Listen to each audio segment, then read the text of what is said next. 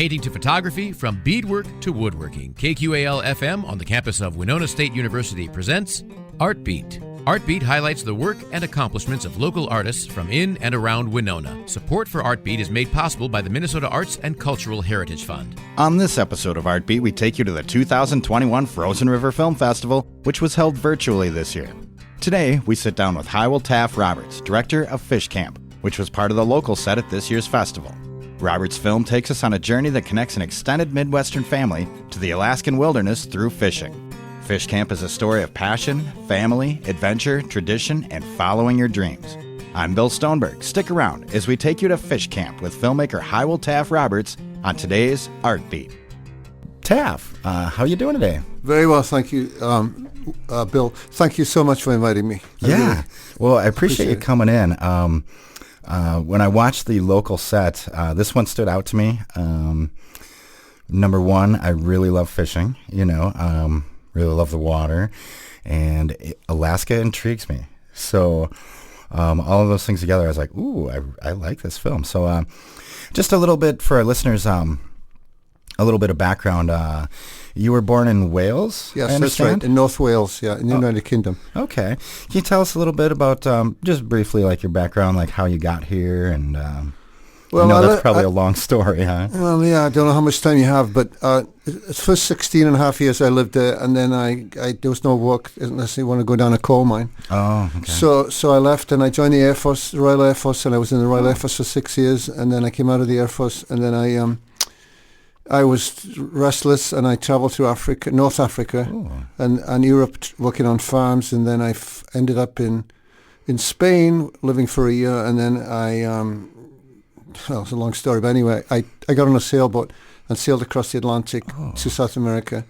Oh, wow. I spent a year down there traveling around, and then I got a job bringing a sailboat up to Maine. And I was on my way to South America, to Argentina, to live, because that's where I wanted to move to. Okay. But I got this job helping to deliver this schooner. It was a 72-foot schooner to Rockland, Maine. And anyway, I came to America, and I fell in love with the people in Maine. And this is in 1974. Oh, wow. And I just loved it up there, and I decided to stay. Uh-huh. And then anyway, and then I went back to Wales, and then I came back, and then I settled in Newport, Rhode Island for 18 years, and then I met my wife in Los Angeles in 1989, and then she moved back to the East Coast to be with me where I was fishing, and then she tried to find a job on the East Coast. She couldn't find one. Finally, she found one in Winona State University. Ah, okay. So I moved here for her. Right. I almost said I had to move here for her. I moved here for her because it was worth it. I've been here for 30 years, and it's a great location here. Cool. Awesome. Yeah, I love it here, too. But I grew up around here, so right. I don't have the story you did to get here. I'm really curious. I'm just wondering what it's like being on a 72-foot boat in the Atlantic, Well, I've been across 3 times. That was the biggest one. Oh, really? The smallest one I came across was 30 feet. Oh, wow. And there were 4 of us on it. Wow. And that's a serious issue because of food and water and all that stuff. But a 72-footer, it was a delivery. It was an Alden design. It was a metal boat. Mm-hmm. It was kind of noisy at night because there wasn't much insulation where I was sleeping up in the forecastle. What's it like? Well, actually, since you asked, it was a horrendous trip. We actually went through a hurricane. Oh, wow. We lost a lot of our sails. We lost our engine, and we luckily made it into Hamilton in Bermuda, where we stayed for 6 weeks. We repaired the boat as much as we could, and then we finally actually did the last 7 days up to Maine, and were able to get there. Wow. Oh, yeah. But it's beautiful out there, too. Yeah, I mean, it's beautiful at sea. Well, I'm assuming you have a love for it, then, to go through that. And I would say the most peaceful place I've ever been is actually between 2 huge waves. I mean, there's so much peace in there. Right. Yeah, I mean, the closest I've been on a small fishing boat off the coast of Florida, and that was it. So nothing compared to that, but I definitely felt like oh my gosh, I love this out here, Yeah, well, out in the open ocean, I mean, there's some stories in the press right now about these young people who are rowing across the Atlantic. Oh, wow. and a very dear friend of mine, he actually rode with his wife across, and that's going back, about 20 years now. Wow. It's a race. It's an annual race. Really? It goes from the Canary Islands to Barbados every year, and it's sponsored, and Talisker, a whiskey company, actually sponsored it this year. Oh, wow. And there was the youngest person ever to cross. I think she was a 20-year-old young lady with her friend. They came across, but she's registered, I believe, as the youngest woman to row across. Wow. It took him quite a while. I think it took him 72 days, I think it was. Oh, wow. How long did it take with the 72-foot boat when you went down? Well, boy, you're digging deep here, because actually, the captain was not very proficient, and he lost his way, and I could talk to you about an hour so about that could be story, a whole other story. Yeah. Wow. Well, maybe we'll do that sometime. Well, just for fun. so we were at sea for probably about 2 weeks, but we Okay. shouldn't have been. We should have only been at sea for about 8-9 days. Oh, wow. Oh. And then there was the 6 weeks in Bermuda fixing the boat. Right, fixing the boat too, so a delay there. Yeah. Wow. Amazing. Well, you know what? Maybe we should get to talking about the film, Fish Camp here. Yeah. So, Fish Camp. Just briefly, biology professor, some students go up with him to Alaska. The student falls in love with it and buys a fishing boat and starts this fish camp. That's kind of in a nutshell, right? Right. Like how it started anyway. Right. How it started anyway. How did you get the idea for the film, and how did you get involved, and how did you Good find question. out about it? So I had made a film about trying to sail around, called Attempting the Northwest Passage for the Frozen River Film Festival 6 years ago. That was my first film. Okay. And that was trying to go from Baffin Island to Nome, Alaska, going around the top of the continent through the Antarctic, through the Arctic. And that was a formidable trip. So I got that film made, and that showed at the film festival in 2014. We redid and did in 2015. So I laid low for a while, and then I was looking for possibly to do another film. And when you're looking for a film, you just kind of find a story, and you look at the story, you read it again, and then you put it in a drawer and leave it there for a while, and then you find something else, and then you find and I kept on going back to this story of this friend of mine who went to Winona State, who his professor took him to, and I thought, this is an interesting story. And Paul actually invited me up to Alaska to his camp with my wife. They'd been inviting us up there for 10 years. Oh, wow. But because our son was playing soccer, we were always, when he was a kid, we were never able to go. And Paul wanted a documentation of his camp. He just wanted me to take some pictures. That's all he wanted. Okay, right. He wanted me to just take a few pictures. And I thought, well, I said to Anne, I said, why don't we go up and why don't I take my cameras just in case? And we went up there, and he had no idea what was going to happen, and he approved of it. Right. But I could see the potential in engaging a local person here, taking young people from this area up there fishing, helping them to develop who we're going to become, and I could see it as a possible a good story. Right. So all films are stories in picture. Yeah. That's all they are, and that's what you're trying to find. Now, what's really interesting about this film is Paul never asked me to make this film, and I just thought, well, I'll do it because after my first film, this will be a great one. Right. Maybe it's on water. I can continue with it. Right. And Paul didn't have any idea, and because he was surprised when I came up with this packet of. Well, we have about 2 miles of films that we took. I was on the camera, the video camera, and my wife Anne was on Plummer. She was on the B-roll. Okay. So she was just taking shots. So we have 2 miles of film that we took, and it's just trying to put it together. Now, the most important thing about this film is that people have been calling me after seeing it and say, well, yeah, this is about a guy up in Alaska doing sustainable fishing, but what about the fishing part of it? I want to know how much they caught and what they were getting, what happened to the fish. Now, that's another story. This is a story to represent what Paul has done here. This is it was actually meant for his family. Right. But it kind of spread because we had Sarah Ensenauer, the director and she was our editor.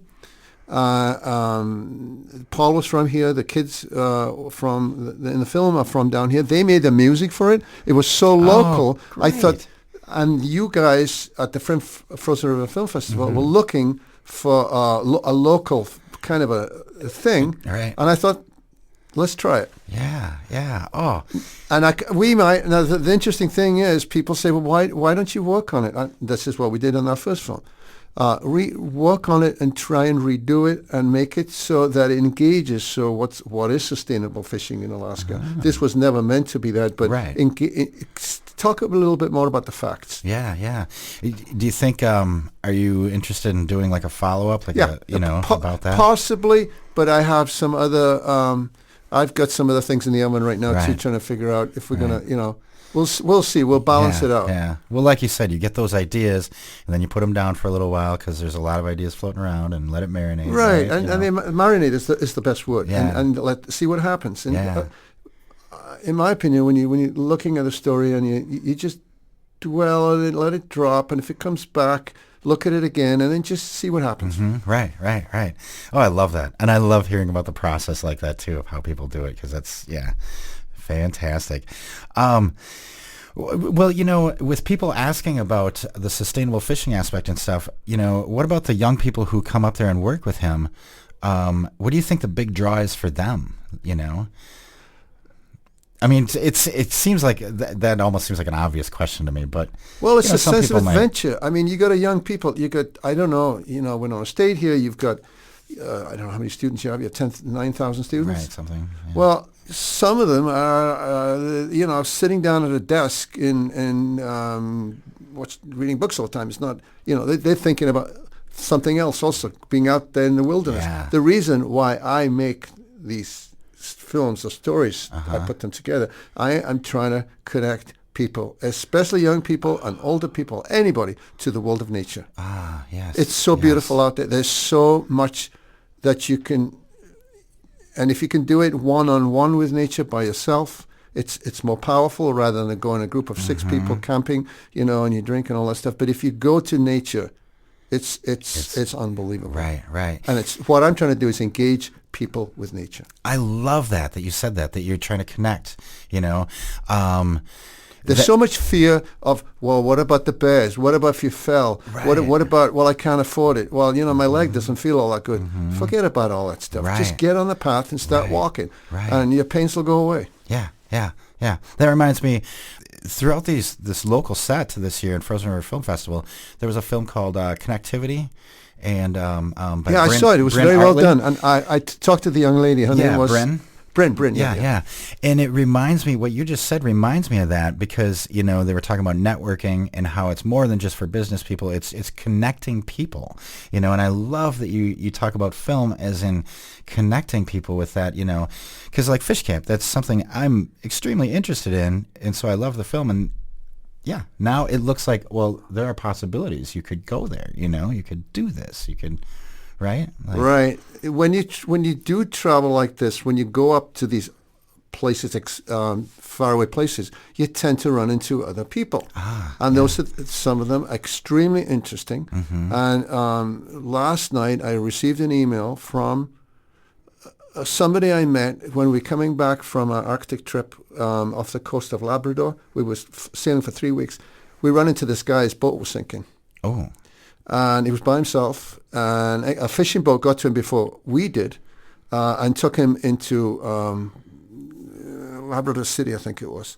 And anyway, why am I telling you the story? Is because he emailed me last night after 5 years and said, I'm setting off tomorrow from Phuket in Thailand on my new boat. I just found it. I fixed it up. And he's going off to the Seychelles. And you just keep on going. I mean, you just meet these amazing people and stories. And we just need to go out there and expose ourselves to all kinds of adventure and possibilities. Adventure, nature, other people. Afraid of everything. Right. That is just fantastic. That makes me feel good hearing all that stuff. That's fantastic. Are you a big obviously you love the water, sailing and that. Are you a big fisherman yourself as well, or? I like to fish. I like to, I do. I like trout fishing actually probably more than anything else. And I'm just getting into fly fishing a little bit. Oh, yeah. There's a piece in that as well, isn't there? Oh, that's a beautiful art to even just to watch somebody fly fish. Right. It's so beautiful. Yeah, it's almost calming to watch that. Especially if you go out west to some of those beautiful rivers. That's true. Oh, yeah. But how long did you work on the film? Like, did it take several trips up there, or just that one trip? No, Paul invited us up. We went up there for 2 weeks. We were at the fish camp for 1 week. It's very isolated. We actually flew to Anchorage, then we had to take a train to Whittier, and then in Whittier we waited for a couple of hours, and then Paul came down in his boat. It took at least 2 hours to get to us. Oh, wow. Oh, he's way off in the middle of nowhere. Right. And we went to camp, and we were there for a week and a day, I think. And of course, the thing I like about the Arctic is you got daylight 24 hours a day. I mean, when there was one night, Anne and I were on the beach at 10:30 at night playing Scrabble, next to the water, and a pod of 6 killer whales just passed 100 feet next to us. Oh, wow. God, I'll never forget it. Wow. Amazing. Just amazing. So how long did it take us to make the movie? So we had the footage, we brought it back, and then I started working with Sarah, and we probably took us... over time, she was busy, I was busy. Probably took 2 or 3 months to put it together. Oh, okay. Yeah, but and I tell you what, I would have liked to have redone it before we showed it.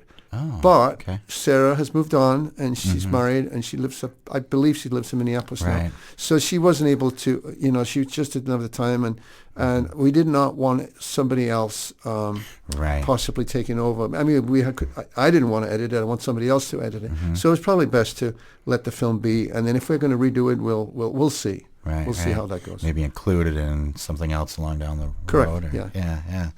Yeah. And I think you're. I totally understand that, having the same editor working on it, So you get that same kind of personality and viewpoint, Right. Yeah, for sure.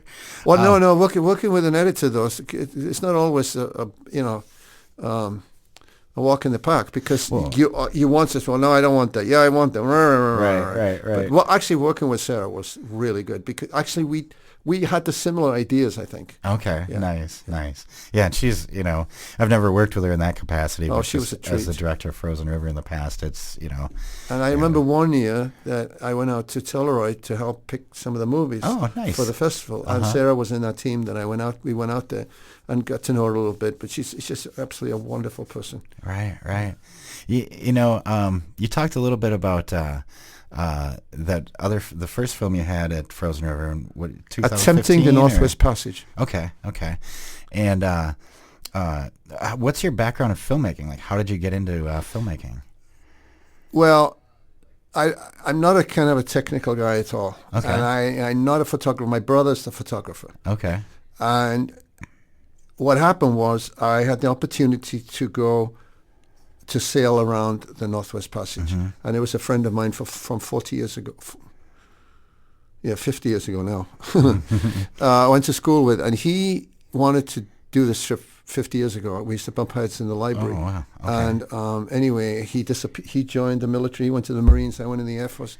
He went away for 35, 40 years. And then he called me out of the blue in 2013 and said, do you remember talking about that trip up to the... Arctic? And I said, yeah. He said, I just got a boat. Do you want to come with me? And I said, I would love to come. Right. So basically, I had to talk to my wife. I had to figure out how I was going to pay for it. And I'm not a technician, so I'm just not very good with machines and stuff like that. I like to work with my hands. Right. But anyway,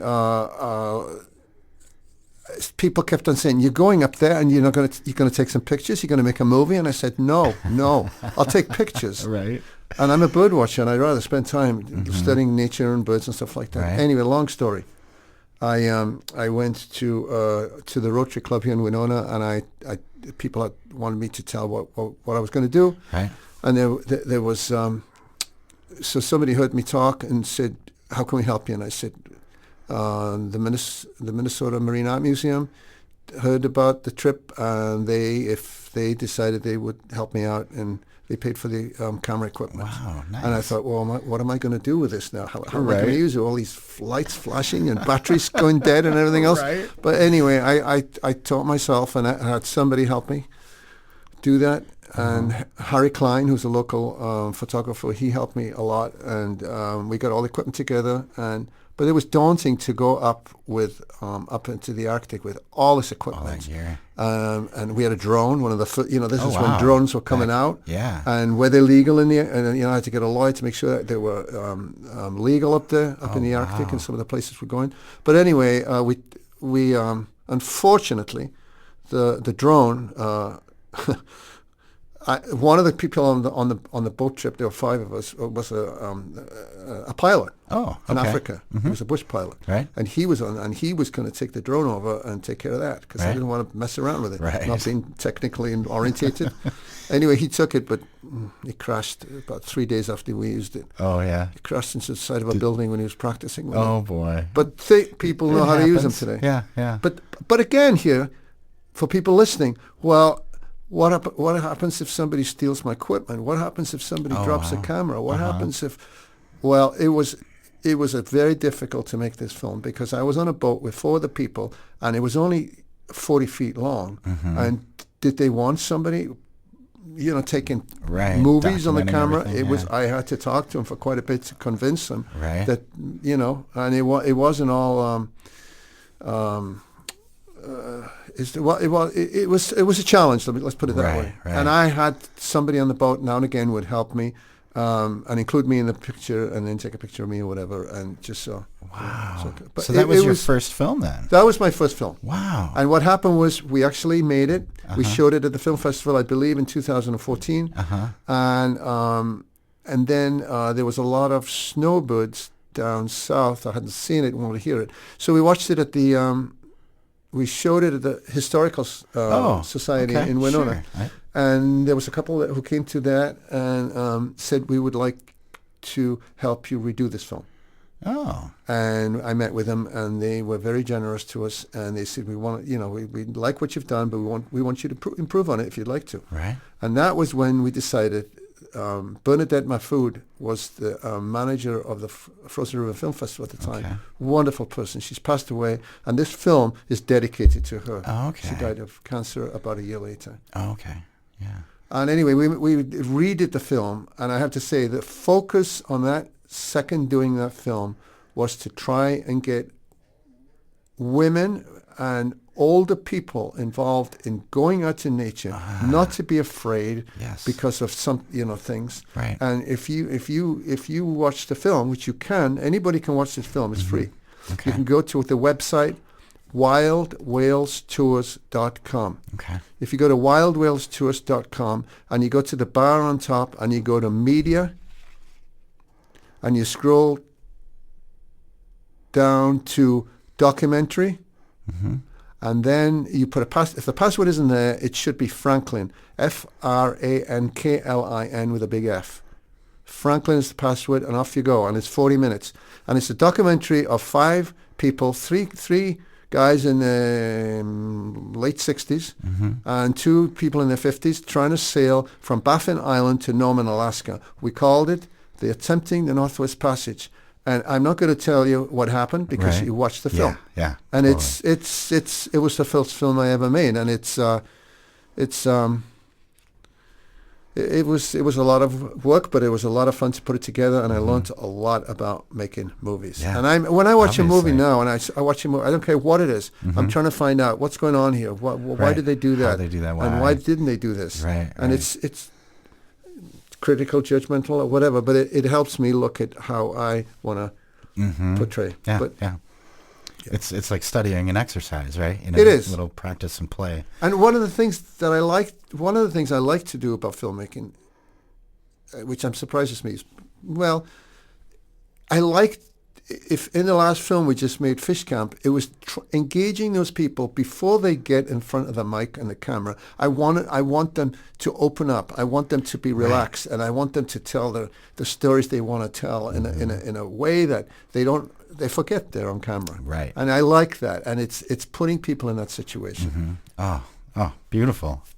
Taff, I love it. I absolutely Great. love it. I love it. You kind of hit on this already, but, getting people out in nature, getting them to overcome maybe, fears they have or thoughts that they have that they can't do it, whatever. Why do you think that's so important for people to like follow passions and dreams and overcome those kind of fears and get outside their box, basically, Why is it important to do the things you want to do? I mean, we are stopped by these fears constantly. When you get older, and it's okay. I made a trip in 1982. My girlfriend left me, and I was devastated. And I decided to do this plan B. I kind of knew it was coming. And I went over, actually we both went over to Wales, where I'm from, to visit my parents, and then it all fell apart. And then she went off to Ireland to paint for the summer, and I bought a bicycle. It was a 3-speed bicycle. Yeah. It was 50 years of age when I bought it. I bought it off a railway man who owned it for 50 years. And I took that on a ferry from Newcastle in England up to Oslo. And I spent 18 weeks on the back of that bicycle going around Norway and the Lofoten Islands up in the Arctic.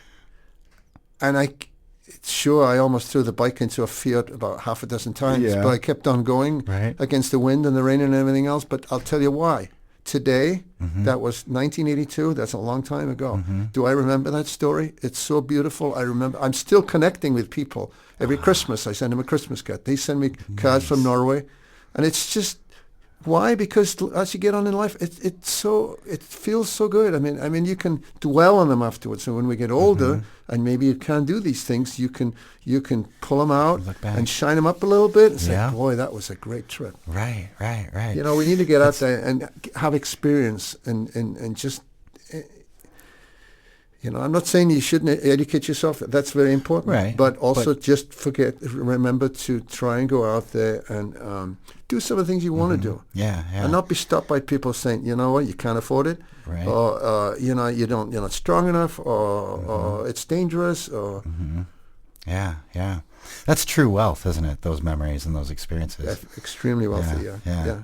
Is that kind of the feeling, the theme that you would want people to kind of take away from viewing these films? Is that the main focus, you think? My focus on the next movie I make, and I have something right now that's come on me. I mean, I'm not going to share to you what it is, but it's really serious right now. Will it happen? I don't know yet. I mean, I have to go over some hurdles to make sure that it's all going to work. But my idea is when the viewer is watching, and it could be a younger person.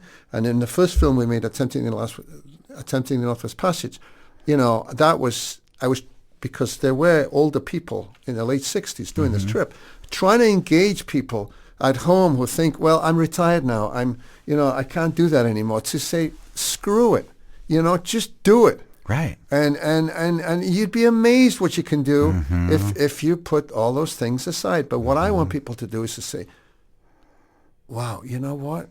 This has really inspired me. I think I want to go out there for a walk today, or wherever it may be.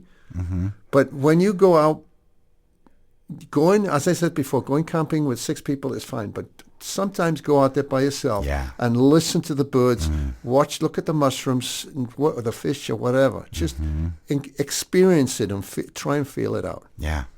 Because there's a lot out there. There is, and you're totally right.